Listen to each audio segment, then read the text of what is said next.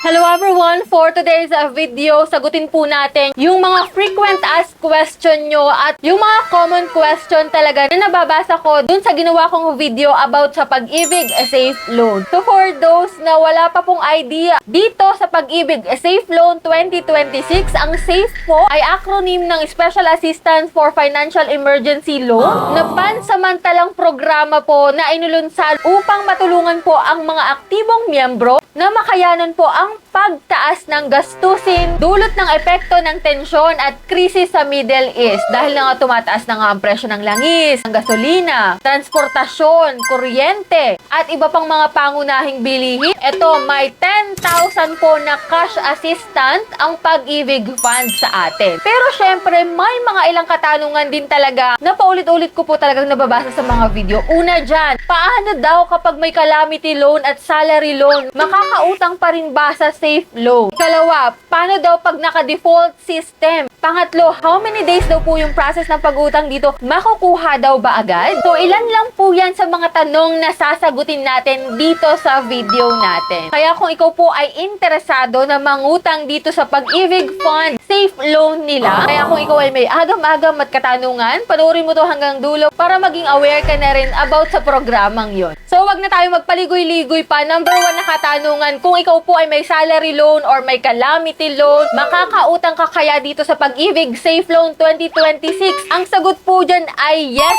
po. Maaari pa rin po kayong mag-apply kung kayo'y may existing salary at calamity loan. Basta abot pa po ito doon sa 90% regular savings mo. So, paano ito, guys? For example, may 20,000 saving ka po at meron kang calamity or salary loan na 15,000. So, kulang-kulang nasa 3,000 around na lang yung pwede mong ma-loan dito kay Safe Loan. So, ganun po siya, guys. Kasi 90% ng iyong regular savings ang pwede mong mautang o kaya kung alin po ang mas mababa. Basta hindi po siya tataas ng 10,000 pesos na cash assistant. Kasi for example na lang, dito sa nabasa ko, no, same po sa akin kanina, nag-apply ako, qualified daw ako makapag-loan, pero 3K na lang daw po ang makukuha ko. Nag-ask ako kung bakit 3K na lang po. Binawas po ba yung balance sa salary loan? So, sagot sa akin, hindi binabawas sa safe loan ang balance mo sa salary loan mo. Kaya 3K na lang yun yung 90% doon sa natira sa salary loan na kinuha mo noon. Kaya yun nga yung sinasabi ko, guys. Kung may 20K ka, tapos 15K yung iyong salary loan, 90%, siguro kulang-kulang nasa 3,000 na lang. Sana malinaw sa inyo yun, guys. Pero if ever na may magpapaliwanag ng mas malinaw dyan, comment nyo po dyan sa comment section. So, tulong-tulong tayo, guys. Anyway, pangalawang katanungan po tayo. Paano naman daw po kapag nag-error, hindi makapag-upload ng photo, ng ID? So, ang sagot po ng Pag-ibig Fund diyan is try nyo po ulit mag-apply. Siguro magsimula ulit kayo sa bago, ganun. Kasi it's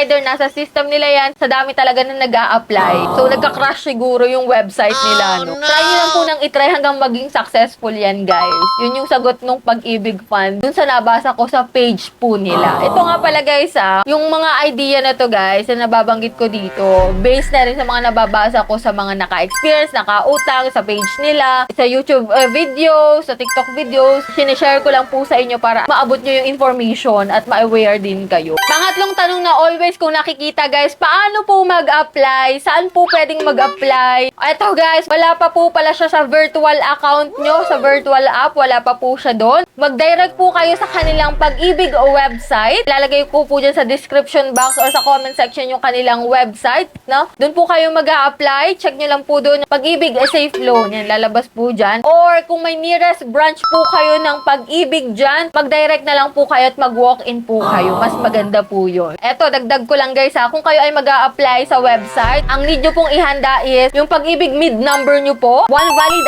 ID, yung Pag-ibig loyalty card plus nyo po, at syempre yung mga supporting documents ninyo, guys, na pwedeng hingin nila. Eto naman, guys, yung common na nakikita ko nga, paano naman po kapag naka-default yung MPL nyo, guys? Ito yung sagot ng Pag-ibig Fund. Kung ang inyo pong existing short-term loan ay in default. Ibig sabihin po nito ay hindi updated ang inyong payments sa inyong existing loan. Mangyaring i-update ang inyong payments upang makapag-avail ng panibagong loan. Para po sa mga employed members ay makipag-ugnayan sa inyong employer upang ma-update ang inyong payments. Para naman po sa mga self-employed, voluntary members ay magtungo sa any nearest Pag-ibig branch sa inyong lugar upang mabigyan ng eksaktong computation ng inyong babayaran. Yan guys ay kapag naka-default system yung inyong short-term loan. Ito, pang-limang katanungan guys, paano naman daw kapag walang Pag-ibig Loyalty Card Plus? Saan daw pwedeng ma-receive yung pera? Or makakapag-loan pa rin ba if ever na walang Card Plus? Sabi ng Pag-ibig guys, hindi po. Ay, nakakasad guys, hindi talaga. Hindi po, kailangan po na kayo ay mayroong Pag-ibig Loyalty Card Plus o cash card na issued ng Pag-ibig Fund bilang inyong disbursement card. Maaari naman po kayong magtungo sa any nearest Pag-ibig branch sa inyong lugar upang makapag-avail ng disbursement card. So, yun yung option nyo talaga, guys. Pupunta kayo sa any branch para kayo ay makapag-avail ng card doon, guys. No? Eto naman, guys, pang-anim na katanungan na nakita ko din. Ano pwede gawin sa Pag-ibig ko? Parang iba to Mula umalis ako sa work till now, di ko na nahulugan. Mahigit 1 taon lang ata yung Pag-ibig ko. Para po ma-reactivate po ninyo ang inyong account, ay kinakailangan po ninyong mag-update ng inyong record para sa proseso at iba pang mga impormasyon patungkol sa mga update ng inyong record. Maaari po kayong pumunta sa website talaga nila, no? At once updated na po ang inyong record, ay maaari na po kayong maghulog ng contribution sa inyong account. Para sa contribution rate po, bisitahin nyo po yung kanilang Facebook page doon. So, ilalagay ko po yung link dyan sa aking description box. Dito nga pala guys, if ever naka-re-resign kayo sa work, pwede pa rin ba kayong mag-apply? Yes po, pwede po. Basta po, mayroon kayong 12 na buwan or 12 months sa kanilang buwan ng membership savings. Kung ikaw po ay active member sa panahon ng loan application, active local member, ibig sabihin, miyembro na nakapaghulog ng kahit 1 buwan ng contribution sa loob ng 6 na buwan bago ang petsa ng loan application.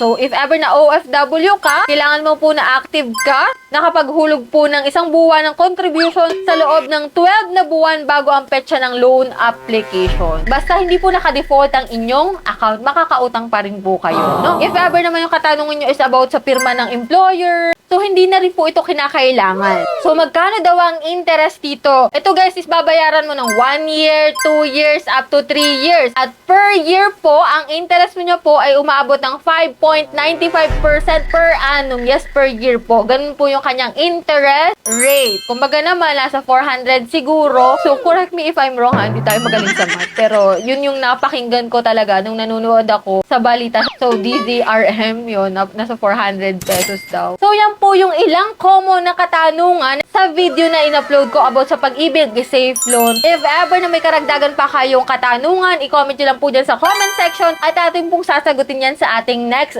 video. And for those na nakakaalam talaga, yung may more knowledge about Pag-ibig Safe Loan, pwede nyo pong i-comment dyan ang inyong nalalaman para at least makatulong sa interesado na mag-loan dito kay Safe Loan 2026. So, that's it. Yan lang muna yung ating vlog for today. Kung hindi ka pa nakasubscribe sa aking YouTube channel at gusto mo naman ganitong video, just click the subscribe button, turn on the notification bell, and be updated sa aking mga latest uploads. So, bye-bye na muna for now, guys. See you on my next video.